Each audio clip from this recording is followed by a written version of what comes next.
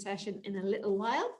Right now, we're going to move on to a film that's been produced for us by Killian Doherty, who's the lecturer in Architecture and Urbanism at the University of Edinburgh School of Architecture and Landscape Architecture.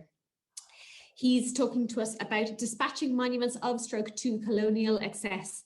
Killian's research looks at how development policies tend to standardise cities, settlement and land use practices in sites across Sierra Leone, Liberia and Rwanda. Killian is currently completing his PhD by design at the Bartlett School of Architecture, which is UCL. Here's the film. Killian Doherty, and I'm a lecturer at the Edinburgh School of Architecture and Landscape Architecture.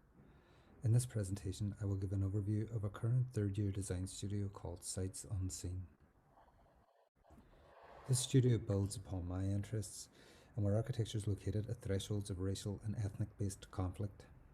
I'm interested firstly in understanding how the built environment produces different forms of intolerance. These interests are born out of understandings of the inequalities across working class communities resident within Northern Ireland. But in the past 10 years, my work and research has looked more closely at the role of Eurocentric knowledge within post-war nation reconstructions of Rwanda, Sierra Leone, and how this responds to or contributes to land and livelihood-based conflict. Where architecture is often in service to power, I'm interested in alternative practices that communicate and materialize ideas around publics of assembly that work against forms of prejudice. Understanding these twin facets of architecture and architectural production as a producer of intolerance and the alternative that could mediate or design out intolerances are explored within the studio called Sights Unseen.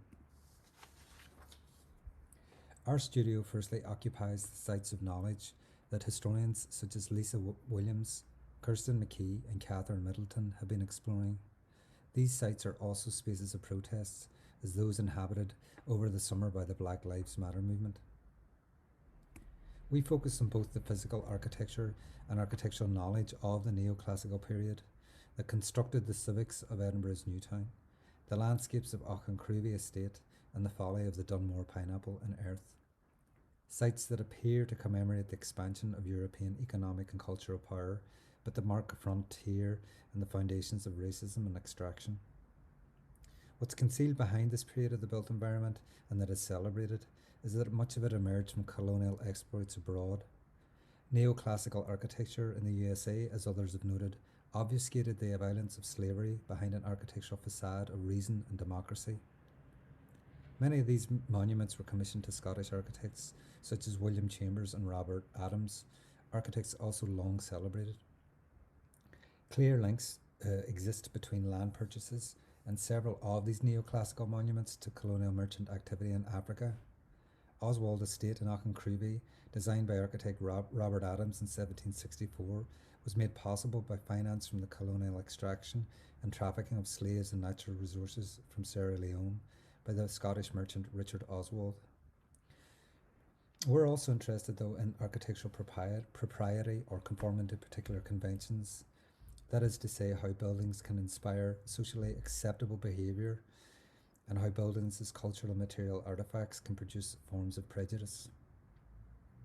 And so this unit is interested in the visibility of present-day Scotland, the monuments that stand above ground, but it also looks to what is below ground as a way to expand the partial and biased Eurocentric view of the world. This unit is particularly interested in how architecture and race intersect around questions of the Anthropocene, where Catherine Yusuf notes, quote, "Race is tied most noticeably to racialized processes of extraction, but it is also resident in modes of racial ideas of property, possession, and land use."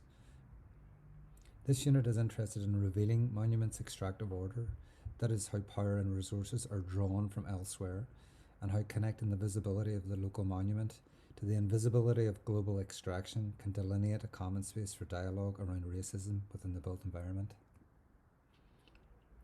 And this unit also tries to provide a safe space for students in which to discuss their experiences of discrimination, experiences that begin to map out the blind spots within architectural education and the profession itself.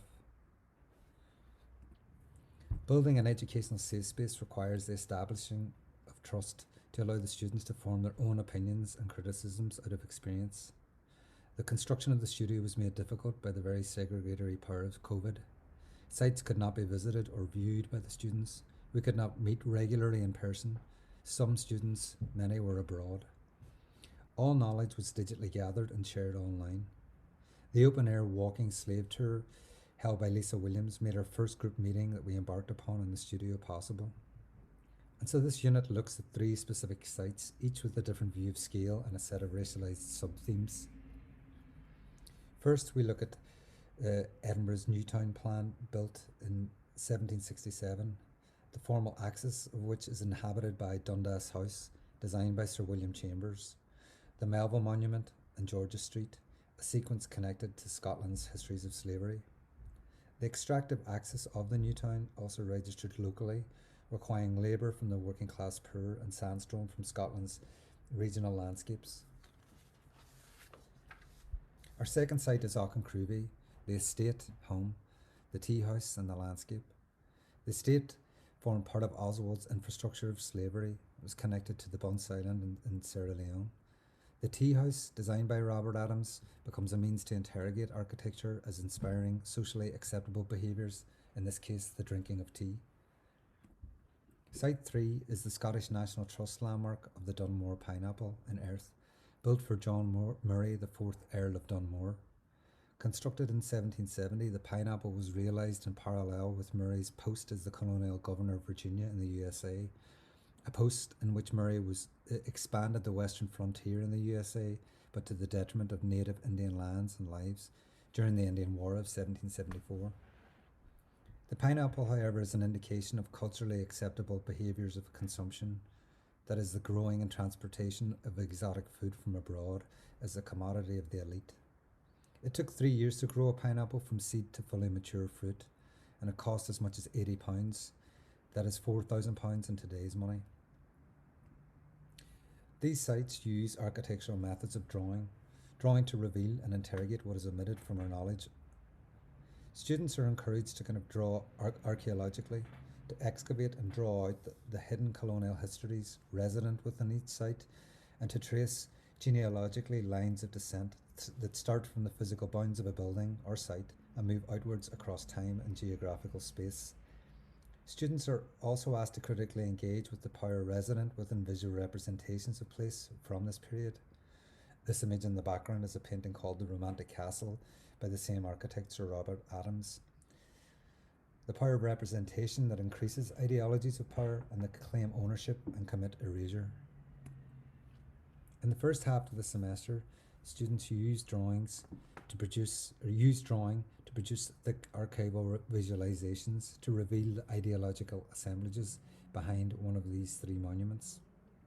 Having been assigned a specific monument to explore, each group surveyed and drew the monument's visibility, that is, the architecture, the urban or rural landscape, but in relation to an invisible commodity of labour, food, or raw materials.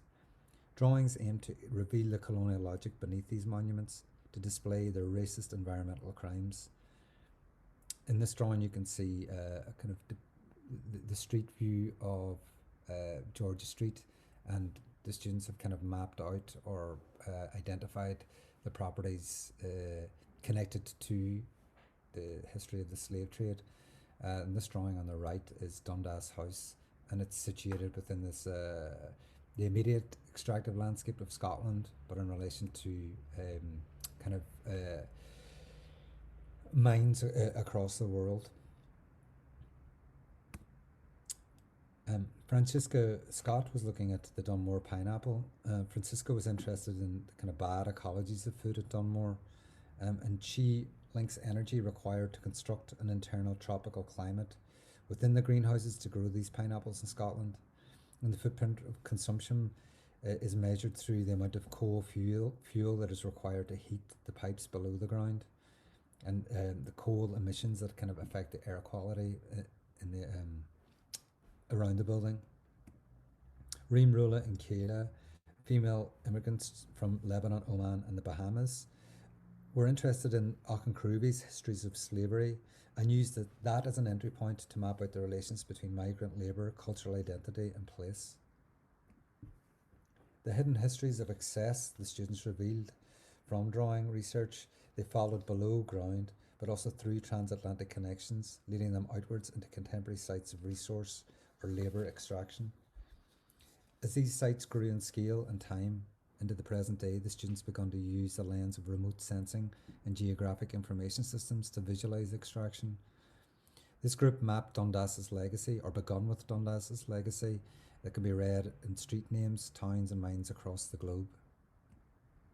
Dundas's involvement in the Australian frontier wars in renaming Indigenous land left a trail for this group to discover through a network of gold mining colonies named after Dundas. Jinyi, Caitlin and Jacob, the students here, the students' work, were interested in not just the holes left in the ground as a result of gold mining, but the residual waste called tailings. Tailings are large mounds of earth dumped after value is extracted from the soil. These tailings are toxic and contribute to landslides, and are harmful to human and non-human life. And so this group were interested in the idea of a landscape as a ruin, as a monument to the Anthropocene. Francesca followed the problematic thread of food consumption to land from Dunmore to Sierra Leone. Here she began to map the consumptive effects or footprint of palm oil production, a crop that is aggressively grown in Sierra Leone and an ingredient for most of our food such as peanut butter, ice cream, chocolate and bread. These are the pineapples of today.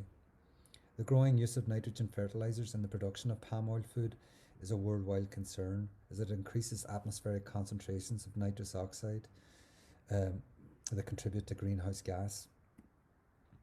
Reem, Rula and Kayla connected Auchencruive's histories of slave trade to contemporary human rights violations resident within the corporate monuments built by FIFA, designed by Zaha Hadid, and built by underpaid and exploited immigrant workers from Africa and Asia.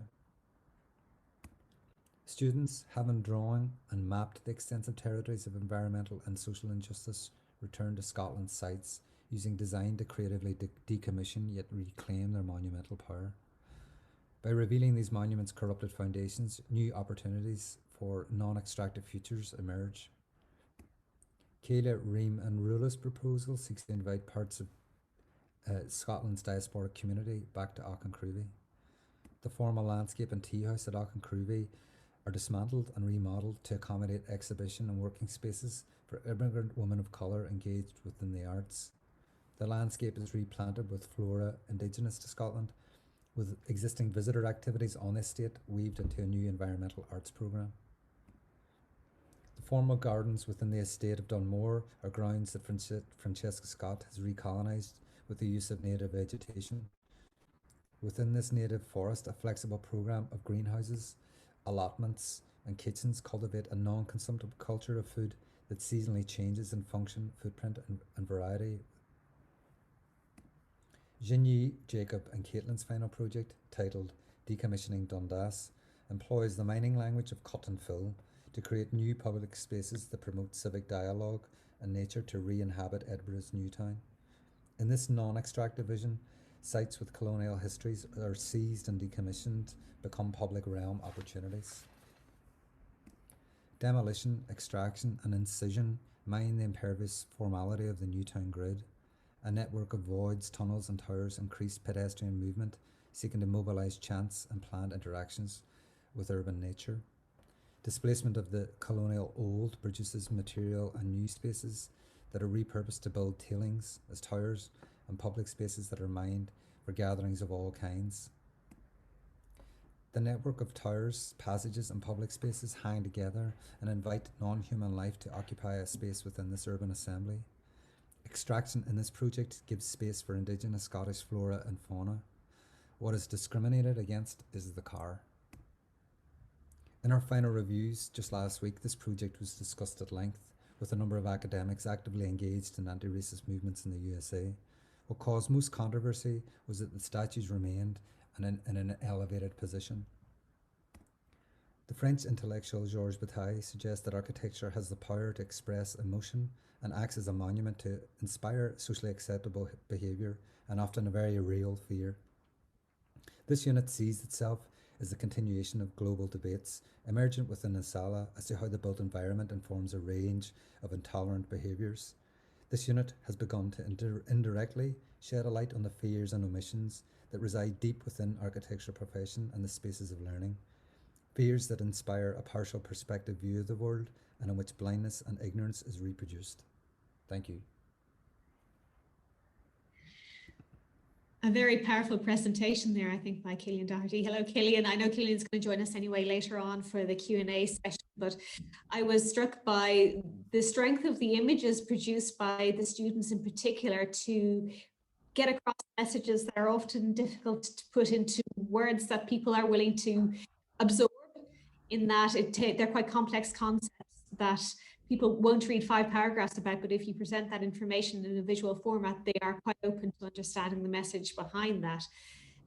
So really, really striking, I think, there, and a lesson for us all about how we look at interpretation and the role that architectural drawing can play in that in particular.